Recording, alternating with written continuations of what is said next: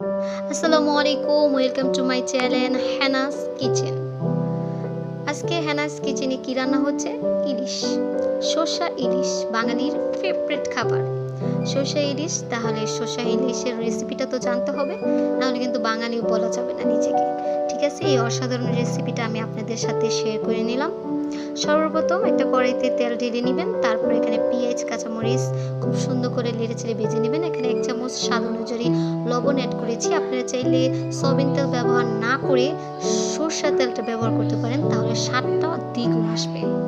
এখানে আমি সরষা বেটে রেখেছিলাম 1 বাটি, পুরোটা বাটি আমি ঢেলে দিয়েছি। খুব ভালো করে তেলে ভেজে নিতেছি, খুব সুন্দর করে ভেজে নিব, নেড়েচেড়ে খুব সুন্দর করে ভেজে নেব।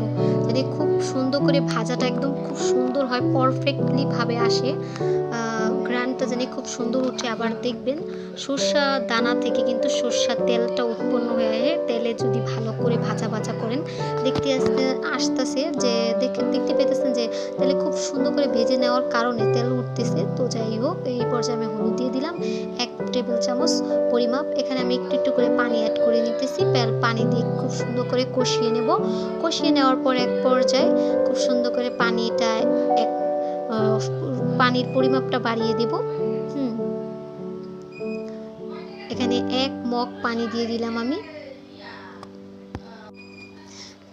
এখানে পানিটা একটু বেশি করব, বাট আপনারা বেশি করেন না, কারণ অল্পর মাধ্যমে দিন, কারণ ইলিশ মাছ সিদ্ধ হতে বেশি সময় লাগে না। আপনারা 1 মগের বেশি পানি ব্যবহার করেন না। এখানে খুব সুন্দর করে আমি দিয়ে দিলাম ইলিশের পিসগুলো খুব সুন্দর করে ডুবিয়ে দিয়ে দিচ্ছি শস্য দানাগুলোর মধ্যে।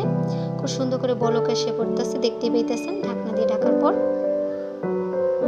দেখেন এই পর্যায়টা একদম পারফেক্ট। নামিয়ে নেওয়ার জন্য পানিটা টেনে গেলে অবশ্যই খুব সুন্দর করে পরিবেশন করে নিজের ভাষায় ট্রাই করে রান্না করে খেয়ে দেখবেন।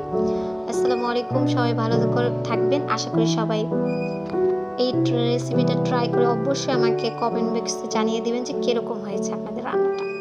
আল্লাহ হাফেজ, ভালো থাকুন।